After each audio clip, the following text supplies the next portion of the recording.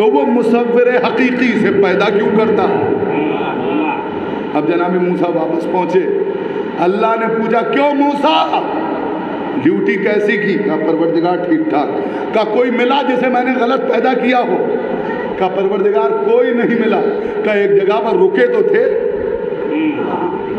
اب میں یہیں تک آپ کے ذہنوں کو لانا چاہتا تھا۔ اب میں دیکھتا ہوں یہ چھولس کے اور جو آئے ہوئے مہمان کس طرح سے اس جملے کو سنتے ہیں۔ کہا موسیٰ ایک جگہ پر رکے تو تھے۔ کہا پروردگار میں رکا تھا، پھر میں نے یہ سوچا اگر یہ بیکار ہے تو تو نے پیدا کیوں کیا؟ اب ایک مرتبہ پروردگار نے اپنے پورے جلال کے ساتھ موسیٰ کو دیکھا، اے موسیٰ تم نے سوچا تو تھا، لیکن اگر اپنی فکر نہ بدلتے اور مجھ سے آ کے کہہ دیتے تو میں تمہاری نبوت چھین لیتا۔ ارے بڑی آسانی سے سن لیا، موسیٰ میں تمہاری نبوت چھین لیتا۔ نتیجہ نکالا آپ نے؟ فرش مجلس پر بیٹھ کے موسیٰ جیسے عظیم المرتبت صاحب شریعت نبی کو بھی یہ حق نہیں ہے کہ کسی نجس جانور کو غلط کہیں، برا کہیں، عبث کہیں۔ تو جب موسیٰ کو نجس جانور کو بیکار کہنے کا حق نہیں ہے تو ہمیں کس نے یہ حق دے دیا کہ ہم اپنے عزیزوں کو، بھائیوں کو، رشتہ داروں کو کبھی برا کہیں، کبھی غیبت کریں؟ صلوات بھیجنے محمد والے۔ دیکھیے لڑائی کے بھی بڑے درجے ہوتے ہیں، گھروں میں دیکھا ہوگا آپ نے، لڑائیاں بہت ہوتی ہیں، لیکن کچھ رشتوں میں لڑائیاں ہوتی ہیں، کچھ میں نہیں ہوتی۔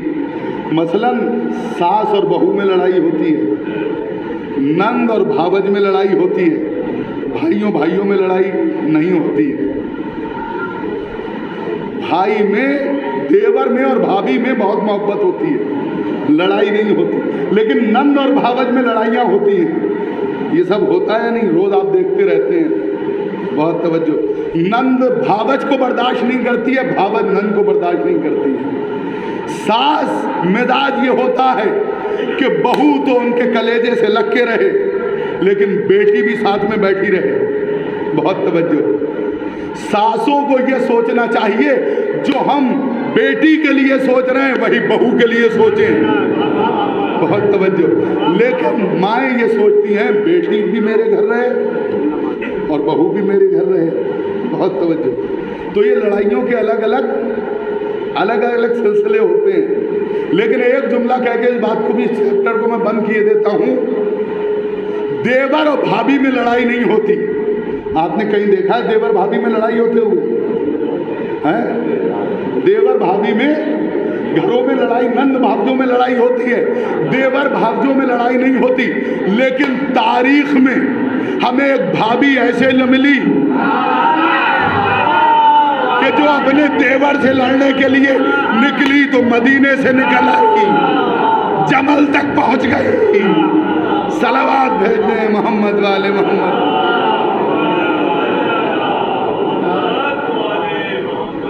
تو یہ سماجیات پروردگار یہ کہتا ہے موسیٰ کہ دیکھو ہم نے کسی چیز کو غلط پیدا نہیں کیا، بس سوچنے کا فرق ہے۔ ہماری زندگی دو چیزوں کے اوپر منحصر ہے، اطاعت پروردگار، ولایت اہل بیت علیہ السلام، اس کے علاوہ کچھ نہیں۔ اب میں آپ کے سامنے عرض کروں، بہت سے مکالمے ہیں، بہت سے، جناب ابو ذر کی گفتگو، جناب کمیل کی گفتگو، یہ سب ہمیں پڑھنا اور سوچنا چاہیے۔ علامہ کاظم قزوینی نے اور صاحب ابقات نے اور دوسرے لوگوں نے جناب کمیل کے حوالے سے بہت سی باتیں لکھی ہیں۔ جناب کمیل سے امام علی کی جو گفتگو ہوتی تھی تو امام علی کوفے میں مسجد میں نہیں بلکہ نخلستان میں انہیں لے جاتے تھے، کھجوروں کے باغوں کے درمیان کھڑے ہو کے زندگی کے فلسفے کے بارے میں بتایا کرتے تھے۔ ایک دن کمیل نے ہاتھوں کو جوڑ کے مولا سے پوچھا، مولا اتنا بتائیے، اقلیم مکرمت کے سلطان، کشور فضائل کے شہنشاہ علی، ذرا اتنا بتائیے کہ ان الانسان لفی خسر، انسان گھاٹے میں۔ امام نے فوراً کہا الا الذین آمنوا بھی تو ہے، لیکن جو صاحبان ایمان ہیں۔ کہا مولا صاحب ایمان کون ہے؟ ایک مرتبہ امام علی نے मीसम कुमैल की तरफ देखा और देखने के बाद का कुमैल मस्जिद नबवी भूल गए, जहां सरकार रिसालत पनाह ने मेरे बाजू पर हाथ रख के कहा था, या अली हुब्बु का तकवा व ईमान, ऐ अली तुम्हारी मोहब्बत तकवा है और ईमान है। देखिए मैं समाजियात से निकल के 2-4 मिनट फजाइल की तरफ आ रहा हूँ। अली तुम्हारी मोहब्बत तकवा है और ईमान है। तो एक मर्तबा कुमैल ने कहा कि मौला अगर आपकी मोहब्बत ही ईमान है तो ये बता दीजिए आपकी मोहब्बत की अलामतें क्या हैं। देखिए हमारी ज़िंदगी का मकसद इताअत परवरदिगार, विलायत अहले बैत, विलायत अली का। मौला ये बताइए आपकी मोहब्बत की अलामत क्या है। का सुनो कुमैल, अब ज़िंदगी का फ़लसफ़ा सुनिए। हम ढंडोरा पीटते रहें, ऐलान करते रहें, मजलिसों पर मजलिसें करें, ज़ियारतों पर ज़ियारतें करें। बहुत लोग बहुत फ़ख्र किया करते, हम हर साल ज़ियारत, हर साल मौला के रोज़े पर जाते हैं और सब नहीं जा पाते। अजीज़ों, करबला जाना कमाल नहीं है, मौला के रोज़े पर जाना कमाल नहीं है, रोज़े पर जाके मौलाई बन के आना कमाल है।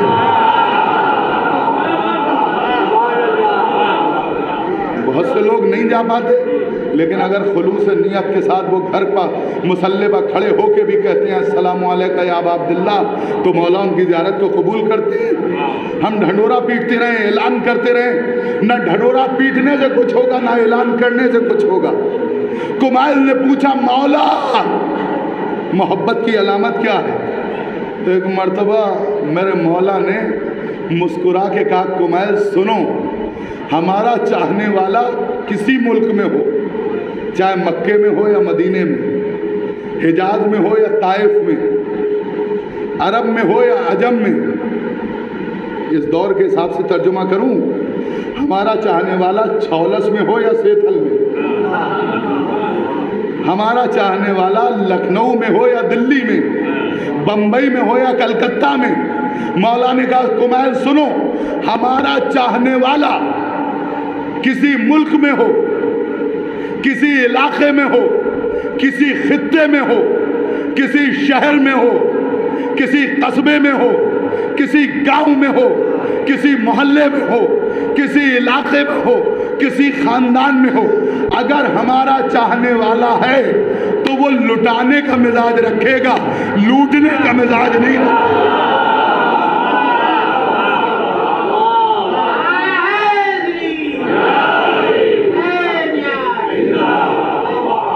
हमारा चाहने वाला लुटाने का मिजाज रखेगा, लूटने का मिजाज नहीं रखेगा। हमारा चाहने वाला लुटाएगा, लूटेगा नहीं। सरकार रईसुल वाहिदीन मौलाना कर्रार हुसैन ताबासरा का एक जुमला मुझे याद आ रहा है, मैं अर्ज कर दूं आपके सामने, सवाब उनकी रूह को होगा। मौलाना मरहूम पढ़ते थे कि दुनिया वालों ने अहले बैत से सब कुछ छीना, हक छीना, हुकूमत छीनी, तख्त छीना, ज़ाहिरी ताज छीना, बाग छीना, लेकिन सब कुछ छीनने के बाद कोई भी तारीख लिखने वाला मुअर्रिख ये न लिख सका कि मदीने का कोई भी साइल सिवाय दरे अली के किसी और दरवाजे पर चला गया। मदीने का कोई साइल किसी और दरवाजे पर चला गया हो। मौलाना मरहूम पढ़ते थे, क्योंकि मदीने के साइल जानते थे, मदीने के फ़कीर जानते थे, मदीने में ज़कात लूटने वाला कौन है, ज़कात लुटाने वाला कौन है। सलावत भेजने मोहम्मद वाले।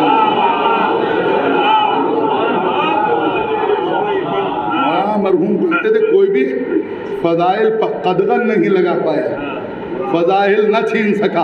बाग छीन लिया, सूरह दहर न छीन सका। बाग छीन लिया, आये तथीर न छीन सका। हुकूमत छीन ली, विलायत न छीन सका। बहुत तवज्जो। और कैसे कैसे फ़ज़ाइल। देखिए मैं फिर एक जुमला अर्ज़ कर दूँ कि हुज़ूर तशरीफ़ फरमाएँ, शहज़ादी आलमियान हिंसिया हौरा सिद्दीक़ा ताहिरा तशरीफ़ ला रही हैं, हुजूर बैठे हुए हैं, बराबर में उम्मुल मोमिनीन बैठी हैं। अब चाहे बुखारी के, चाहे मुस्लिम के, चाहे मिशकात के, किसी के जुमले उठा के देख लीजिए, ज़्यादातर अहादीस की किताबों ने लिखा कि हुजूर एहतराम करते थे। काम अलिया अजल साहब मजलिस ही, जब फातिमा आती थी तो खड़े हो जाते थे और अपनी जगह पर बिठाते थे। एक दिन हुजूर के बराबर में मासूमा उम्मुल मोमिनीन बैठी हुई थी, मासूमा दरवाजे तशरीफ लाई, सदर दरवाजे। हुजूर हस्बे आदत खड़े हो गए, सीने से लगाया, कलेजे से लगाया, पेशानी को चूमा, अपनी जगह बिठा ला। बराबर में जो बैठी हुई थी उनके कलेजे में आग लग गई। उन्होंने जब मासूमा चली गई गुफ्तगू करके तो हुजूर से कहा कि ये एक्स्ट्रा ऑर्डिनरी नहीं है। हर बाप अपनी बेटी को प्यार करता है, लेकिन कोई बाप अपनी बेटी के एहतराम में इस तरह से नहीं उठता है। आप क्यों इतना एहतराम करते हैं फातिमा का? तो एक मर्तबा हुजूर ने सीने में लगी हुई आग को महसूस किया और एक जुमला कहा, तुम क्या जानो फातिमा क्या है, तुम क्या जानो फातिमा क्या है। और उसके बाद हुजूर ने इरशाद फरमाया, सुनो, जब फातिमा मेरे करीब आती हैं तो फातिमा के बदन से वही खुशबू आती है जो शबे मेराज जन्नत में मुझे खुशबू महसूस, और ये खुशबू क़यामत तक उनकी औलाद में बाकी रहेगी। अच्छा, ये थी ससुराल की बात। ससुराल की बात फौरन मैके पहुंच गई। अब बाप के दिल में भी आग लगी। टहलता हुआ फनसब फरगब बहादुर वीवीआईपी शख्सियत खुसरे रिसालत अपने घर से निकल के हुजूर की गली में टहलने लगे। अचानक छोटे शहजादे घर से निकल के आए, गोदी में उठा लिया और सूंघने लगे, महसूस करने लगे। हुज़ैफा यमानी उधर से आ रहे थे, उन्होंने कहा, ये गंगा उल्टी कैसे बह रही है? अरे साहब, ये बताइए, छोटे शहजादे और आप, फर्जंदे रसूल और आप कब से मोहब्बत करने लगे? तो कहने लगे पसीना पोंछते हुए, मसला ये नहीं है, मसला ये है कि आज मेरी बेटी ने अजीब हदीस सुनाई। मेरी बेटी ने कहा कि जब फातिमा मेरे करीब आती हैं तो उनके बदन से वो खुशबू आती है जो मेराज की शब मुझे जन्नत में महसूस हुई थी, और ये खुशबू क़यामत तक उनकी औलाद में बाकी रहेगी। मैं वो खुशबू महसूस कर रहा हूँ, मुझे महसूस नहीं हो रही। अब आप सुनेंगे, देखता हूँ कैसे सुनते हैं। एक मर्तबा हुज़ैफा ने उनकी आंखों में आंखें डाल के कहा कि साहब, मसला ये है, आप बहुत बड़ी शख्सियत हैं, रसूल के रिश्तेदार भी हैं, बड़ा नाजुक रिश्ता है, लेकिन आपने भी हदीस सुनी, मैंने भी सुनी। आपने हदीस मुकम्मल नहीं सुनी, मुकम्मल मैं किए देता हूँ। रसूल की हदीस इस तरह से है कि जब फातिमा मेरे करीब आती हैं तो फातिमा के बदन से वही खुशबू आती है जो शबे मेराज मुझे जन्नत में महसूस हुई थी, और ये खुशबू क़यामत तक उनकी औलाद में बाकी रहेगी। यहाँ तक आपने भी सुनी, मैंने भी सुनी, लेकिन इसके आगे का जुमला मैंने सुना, आपने नहीं सुना। आगे का जुमला यह है कि उस खुशबू को मोमिन महसूस करेगा, मुनाफिक महसूस नहीं करेगा। सलावत भेज दे मोहम्मद वाले।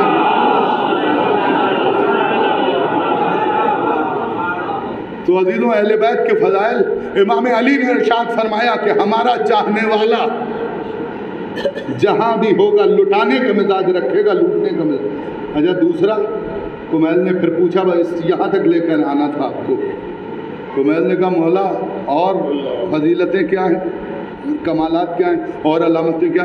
का सुनो, हमारा चाहने वाला मौत का नाम सुन के मुस्कुराएगा, डरेगा नहीं, खौफज़दा नहीं होगा। लोग कहते हैं आप इस तरह की बातें करते हैं, ये 1400 साल पहले की बातें थी कि मीसम इब्ने ज़ियाद के दरबार में खड़े होकर मुस्कुरा रहे थे, करबला वाले मौत को देख के हंस रहे थे, इत्मीनान से थे। आप इस दौर में बताइए, इस दौर में ऐसे लोग कहाँ हैं? हमने कहा अगर इस अहद में देखना है तो फर्जंदान इनकलाब हिजबुल्लाह को देखिए, ईरान वालों को देखिए, कितनी कोशिशें की ज़माने ने झुकाने की, डराने की, गिराने की। हमेशा इल्ज़ामात लगाए कि हम तबाह कर देंगे। आप तकरीबन 40 बरस से मुसलसल ईरानी इनकलाब आने के बाद آپ یہ سنتے ہوں گے آج حملہ ہوا، اب حملہ ہوا، کل حملہ ہوا۔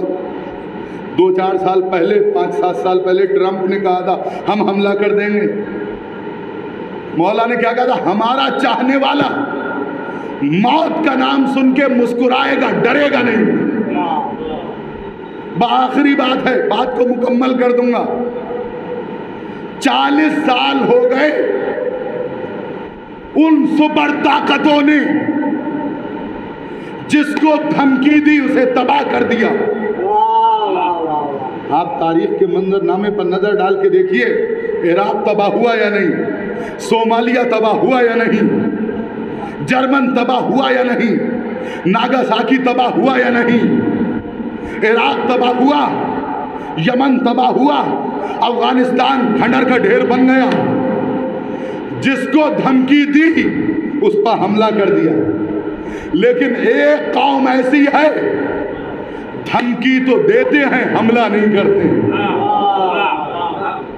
کبھی آپ نے اس کا فلسفے کو محسوس کیا کہ دھمکی دیے جا رہے ہیں، حملہ نہیں کر رہے ہیں؟ پوچھئے جا کے ان سے۔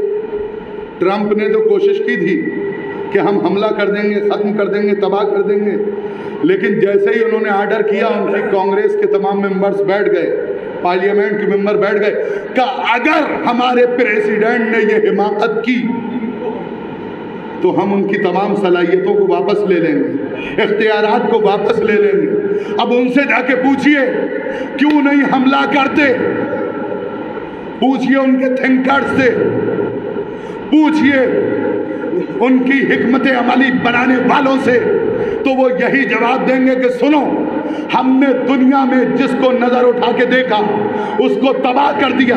ہمیں معلوم تھا وہ ہمارا کچھ نہیں کر پائیں گے، عراقی ہمارا کچھ نہیں کر پائیں گے، افغانی ہمارا کچھ نہیں کر پائیں گے، لیکن اگر ہم نے اس قوم پر حملہ کیا جسے فرزندان انقلاب کہتے ہیں، جن کے ہاتھوں میں عباس کا علم ہے، تو ہمیں معلوم ہے ہم تباہ ہو جائیں گے، کیونکہ یہ قوم وہ قوم ہے جس نے مرنا بھی علی سے سیکھا ہے، جینا بھی علی سے سیکھا ہے۔ یہ اہل بیت کی ولایت کے سائے میں زندگی گزارتے ہیں، لہذا ہم ان سے نہیں لڑ سکتے، ان سے مقابلہ نہیں کر سکتے۔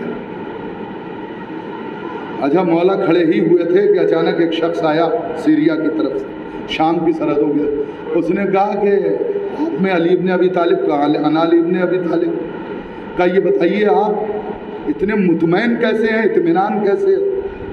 مجلس کا خلاصہ بیان کر رہا ہوں۔ 2 ہی چیزیں ہیں نا ہمارے پاس، اطاعت پروردگار اور ذکر اہل بیت۔ کہ تو کہنا کیا چاہتا ہے؟ کہ میں شام کے جس علاقے سے چلا، جس مسجد میں پہنچا، اس مسجد میں آپ کے خلاف افترا پردازیاں ہو رہی تھیں، آگ اگلی جا رہی تھی۔ ارے آپ تو فاتح خیبر ہیں، قاتل مرحب و انتر ہیں، فاتح بدر و حنین ہیں، آپ مظہر العجائب ہیں، آپ کیوں نہیں اشارہ کر دیتے، بد دعا کر دیتے، تاکہ آپ کی بد دعاؤں کے حصار میں آ کے وہ سب خطیب زمین کے اندر دھس جائیں۔ تو ایک مرتبہ اقلیم میں مکرمت کے سلطان نے اس مسافر کی طرف دیکھا، مسکرا کے کمائل کو دیکھا اور کہا کمائل سنو یہ کیا کہہ رہا ہے، یہ کہہ رہا ہے آپ بد دعا کیوں نہیں کرتے؟ ارے بد دعا کرنے کی کیا ضرورت، اگر میں سوچ کے اشارہ کر دوں زمین پھٹے، وہ سب کے سب خطیب زمین کے اندر دھس جائیں، کہ پھر آپ ایسا کیوں نہیں کرتے؟ کہ سنو، اگر میں اشارہ کروں گا، میں سوچ کے اشارہ کروں گا یا بد دعا کروں گا، تو وہ ایک بندے کا انتقام ہوگا۔ میں مصلی عبادت پہ جا کے جس کو اللہ اکبر کہتا ہوں، وہ میری نازبرداری کرتا ہے، میں نے اپنا انتقام بھی اس کے سپرد کیا۔ میں انتقام لوں گا تو وہ بندے کا انتقام ہوگا، وہ انتقام لے گا تو معبود کا انتقام ہوگا۔ مجھے یہ بتائیے، اس پروردگار نے اس اپنے خاص بندے کی ناز برداری کس طرح سے کی. اس بندے نے اپنے کائنات جسم کو، اپنی فکر کو اس کے سپرد کیا. اس نے کہا تو صحیح، میں انتقام ایسے لوں گا. اب مجھے یہ بتائیے اس نے انتقام کس طرح کا لیا؟ جو خطیب شام کے ممبروں سے کود رہے تھے، اچھل رہے تھے، اہل بیت کے خلاف سازشیں کر رہے تھے، مجھے یہ بتائیے ان خطیبوں کا کہیں کچھ پتہ ہے؟ ان کا نام آپ کو معلوم ہے؟ نہ وہ خطیب رہے، نہ ان کی خطابت رہی، نہ ان کا لٹریچر رہا، نہ ان کی اولاد کا کچھ پتہ، نہ ان کی نسل کا کچھ پتہ. وہ سب خطیب ختم ہو گئے، برباد ہو گئے، جہنم میں جل گئے. لیکن ناز برداری کا کمال یہ ہے، علی کل بھی زندہ تھا، آج بھی زندہ ہے، قیامت تک زندہ رہے. یہ ہے بندگی کا کمال، یہ ہے بندگی کی معراج. تو ہماری زندگی کا وظیفہ بھی یہی ہے کہ ہم اطاعت پروردگار کرتے رہیں، اپنے آپ کو اس کے سپرد کر دیں. مجھے یہ بتائیے، میں آپ سے سوال کرنا چاہتا ہوں ربط مذاہب سے، دنیا میں مسلمانوں کا کتنا خون بہا ہے؟ آج پوری دنیا میں کتنے مسلمان ہیں؟ تقریباً 1.5 ارب. کتنے ممالک ہیں؟ 57 ممالک، 1.5 ارب سے زیادہ مسلمان. اور پوری دنیا کا جائزہ لے کے دیکھیے، نچوڑ نکالیے، تقریباً 80% معدنیات کی کانیں مسلمان ممالک میں ہیں. چاہے وہ لوہے کی کان ہو، چاہے گیس ہو، چاہے پتھر ہو، چاہے مائنس، جتنی بھی مائنس ہو، سب مسلمان ممالک کے پاس. تیل مسلمانوں کے پاس. جغرافیائی اعتبار سے دنیا کا 23.5% لینڈ، زمین مسلمانوں کے پاس. اب میں پھر دوہرا دوں، 1.5 ارب مسلمان، 23% سے زیادہ زمین، 80% سے زیادہ معدنیات کی کانیں، تمام چیزیں ہوتے ہوئے مجھے یہ بتائیے آج مسلمانوں کی کیفیت کیا ہے؟ پوری دنیا میں مسلمانوں کا کتنا خون بہا ہے؟ اگر عالمی تاریخ پر نظر ڈالیں، تھوڑا سا 2 منٹ مجھے دے دیں. پہلی جنگ عظیم میں تقریباً 80 لاکھ لوگوں کا خون بہا. فرانس کا انقلاب آیا، 1 کروڑ کے قریب لوگ مارے گئے. رشیا میں اسٹالن اور لینن کی فکر کے مطابق جب کمیونزم کا انقلاب آیا، آپ نظر اٹھا ڈال کے دیکھیے، فیس بک پہ جا کے دیکھیے، سوشل میڈیا پہ جا کے دیکھ لیجئے، آج کل تمام چیزیں موجود ہیں. 25 لاکھ لوگوں کو بلڈوزر سے کچلوا دیا گیا. صومالیہ میں کتنے مرے، عراق میں کتنا خون بہا، افغانستان میں کتنا خون بہا، گجرات میں کتنا خون بہا، ابھی دنیا میں کتنا خون بہ رہا ہے. آج کل نظر اٹھا کے دیکھ، کوئی کہیں مارا جا رہا ہے، کوئی کہیں مارا جا رہا ہے. مجھے یہ بتائیے، یہ زمین اربوں انسانوں اور کروڑوں مسلمانوں کا خون پی گئی، لیکن کیا ملا؟ نتیجہ کیا ہے؟ نل، صفر. کربلا میں کتنا لہو بہا؟ 72 مسلمان، 72 مومن، 72 شیعہ، 72 حسین کے چاہنے والے. حسین نے 72 لوگوں کی قربانی دی. بابری مسجد گر گئی، لاکھوں مسلمان مار دیے گئے. جہاں تہاں مسلمانوں کا خون بہ رہا ہے، نتیجہ صفر ہے. کربلا میں حسین نے 72 کی قربانی پیش کی. کل بھی زندہ تھے، آج بھی زندہ ہیں، قیامت تک زندہ رہیں گے. کیوں؟ کیونکہ 72 میں کربلا میں جا کے ایک نظریہ پیش کیا، طاقت حق نہیں ہے، حق طاقت ہے. کربلا کی جغرافیائی کیفیت کیا تھی؟ 12 کلومیٹر. اثاثہ سرمایہ کیا تھا؟ 3 دن کے بھوکے پیاسے. اس کے علاوہ تو کچھ نہیں تھا. 3 دن کی بھوک و پیاس، 72 چاہنے والے اور تنہا حسین.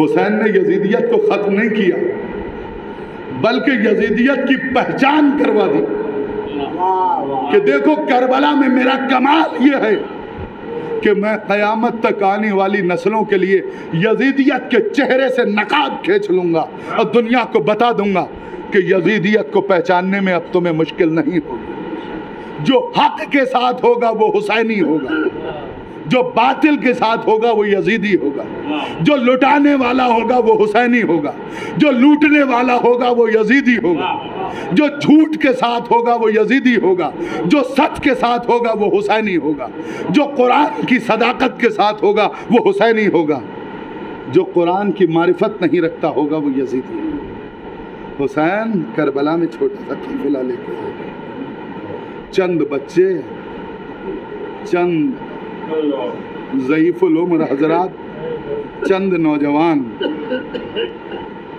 بس میں تفصیل میں نہیں جاؤں گا، بس 2-4 جملے مصائب کی پڑھ کے بات کو مکمل کر دوں گا۔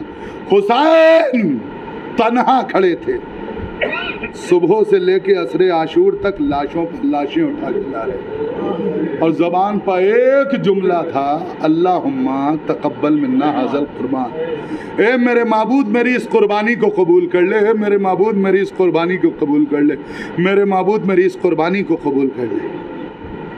عصر کا وقت جب قریب آیا تو ابو ثمامہ سوداوی امام کے قریب آیا اور آنے کے بعد کہا، مولا نماز کا وقت آ گیا، نماز نہیں ہوگی کیا؟ امام نے کہا، ہم تو نماز ہی کو بچانے کے لیے جنگ کر رہے ہیں۔ صفیں درست کی گئی، نماز خوف آمادہ ہو گئی، 2 چاہنے والے آگے کھڑے ہو گئے۔ کیسے کیسے حسین کے چاہنے والے تھے جو مولا سے کہہ رہے تھے، مولا نماز کا وقت آ گیا۔ صاحب شریعت ہیں، وارث شریعت ہیں حسین، لیکن حسین کے چاہنے والے بھی یہ بتانا چاہتے تھے، دیکھو ہم حسین کے قدموں پر جان دینے والے ہیں۔ رات کو چراغ جلا کے اور چراغ بجھا کے حسین نے یہ بتایا تھا کہ غدیر اور کربلا کے فرق کو سمجھ لو۔ غدیر اس جگہ کا نام ہے جہاں بیعت لی گئی، کربلا اس جگہ کا نام ہے جہاں بیعت اٹھائی گئی۔ یہ غدیر و کربلا میں فرق ہے، لیکن معصومین کہتے ہیں یہ ہفتہ ولایت ہے نا، کہ کربلا اسی وجہ سے واقع ہوئی کہ لوگوں نے غدیر کو بھلا دیا۔ ہمیں غدیر کا ذکر بھی کرنا ہے اور غدیر کے راستے سے کربلا تک پہنچنا ہے۔ یہی ہمارے صرف 2 کام ہیں، اطاعت معبود ہے، ولایت اہل بیت ہے، ذکر حسین ہے۔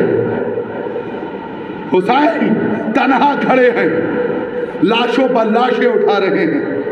جب سب چلے گئے تو ایک مرتبہ بہن کے پاس آئے، بہن خدا حافظ، بہن خدا حافظ، سب سے رخصت ہوئے۔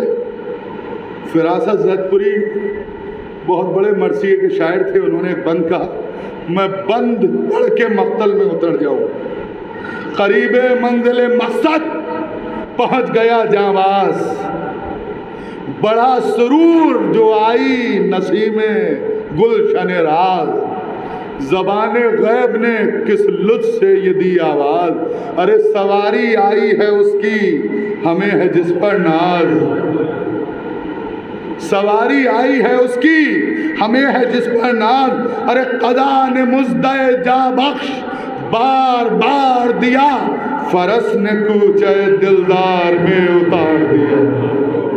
گھوڑا ذوالجناح ایک مرتبہ حسین کو لے کے مقتل میں آیا، اب ایک مرتبہ حسین نے تلوار کو نکالا، نکالنے کے بعد حملہ کرنا شروع کیا، میمنہ کو میسرہ پر پلٹا، میسرہ کو میمنہ پر پلٹا، ایک منزل وہ آئی کہ حسین جنگ کرتے کرتے فرات کے کنارے پہنچے اور ایک جملہ کہا، اے برابر کے بھیا عباس، دیکھو جنگ کرنے کی بڑی تمنا تھی، تمہارا بوڑھا بھائی حسین، تمہارا ضعیف حسین کس طرح سے تلوار چلا رہا ہے، کس طرح سے جنگ کر رہا ہے۔ اور اس کے بعد پھر مڑے और मुड़ने के बाद फिर हमला किया, जालिमों तुमने मेरे अकबर को ना छोड़ा, तुमने मेरे कासिम को ना छोड़ा, तुमने मेरे औनो मोहम्मद को ना छोड़ा, तुमने मेरे अब्बास के बाजुओं को ना छोड़ा, आज तुम्हें अमान ना दूंगा। न जाने कौन सी आवाज़ हुसैन के कानों से टकराई, बाजीज़ों वो मंजिल आ गई कि हुसैन ने तलवार को रख लिया, भागी हुई फौजें पलटी और हुसैन को चारों तरफ से घेर लिया, मुहासरे में ले लिया। अब अजीज़ों मक्तल के फ़िक्रे हैं, किसी ने तलवार से हमला किया, किसी ने नेज़े की आनी चुभोई, जिसके पास कुछ न था उसने अपनी झोली में पत्थर भर लिए थे, वो पत्थरों से हुसैन के सर का निशाना ले रहा था। अब हुसैन ने घोड़े की गर्दन में अपनी बाहों को डाला और ज़बाने बेज़बानी से जुल्जना से गुफ्तगू करना शुरू की और जुल्जना से एक जुमला कहा। अब दिल पर हाथ रख के सुनिए, मसाइब शुरू होने जा रहे हैं। ए जुल्जना, तुम मुझे उस मकाम तक पहुंचा दे जहां मुझे ज़िबा होते हुए मेरी बहन ज़ैनब न देख सके।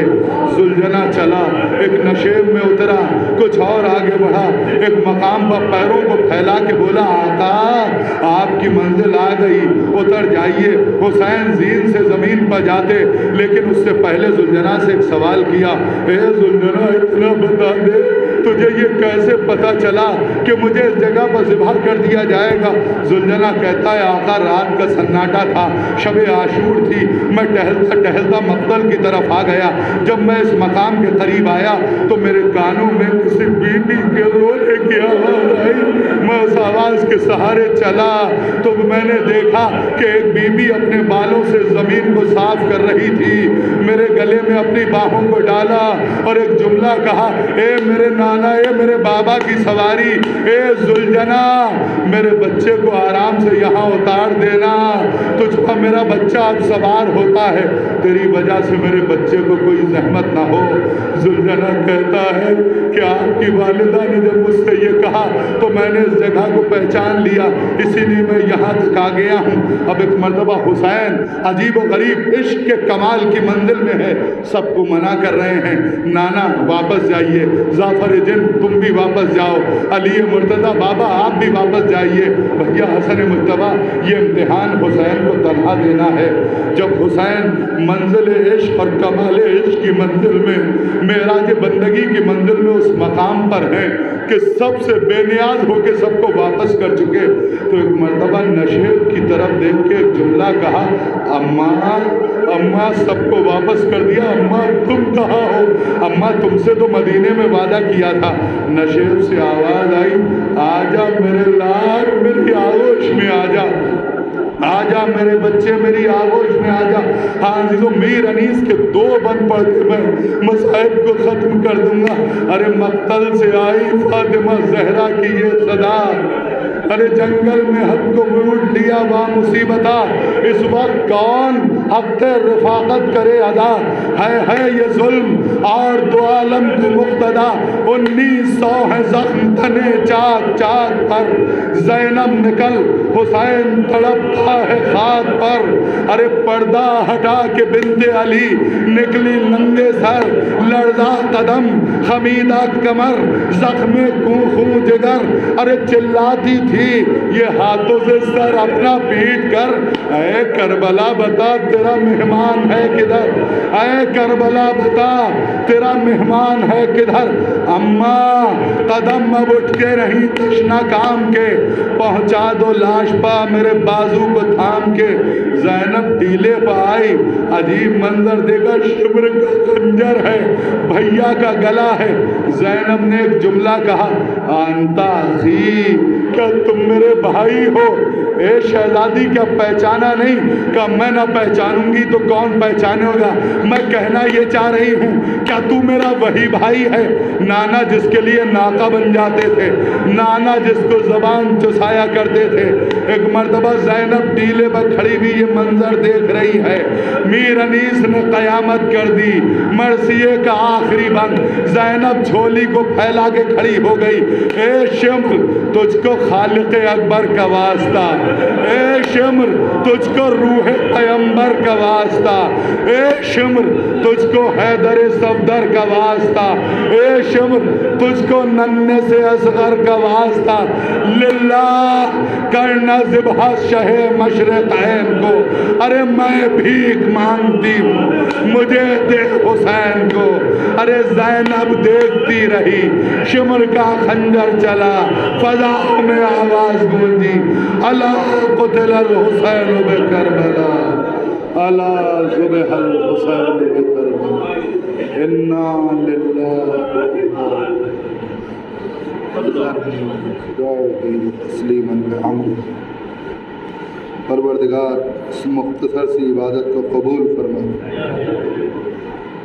پروردگار بزرگوں کا سایہ سروں پر محفوظ رکھ، میرے معبود مقامات مقدسہ کی حفاظت فرما، تو رحیم ہے ہم سب پر رحم فرما دے، تو کریم ہے ہم سب پر کرم فرما دے، اے میرے معبود ہمیں اس وقت تک اس دنیا سے نہ اٹھانا جب تک مادر حسین ہم سے راضی نہ ہو جائے، اے میرے معبود تجھے واسطہ محمد و آل محمد کا کہ مجلسوں کو عزاداروں سے بھر دے، مسجدوں کو نمازیوں سے پر کر دے، منقطع میں خون حسین کو جلد دے دے، ہمیں ان کے آوان میں شریک فرما۔ آخر میں آپ حضرات سے التماس و درخواست ہے کہ ایک ایک مرتبہ سورہ حمد اور تین مرتبہ سورہ توحید کی تلاوت فرما کر حاجی حکیم سید محمد شفیع مرحوم جناب یاور حسین مرحوم کی روح سب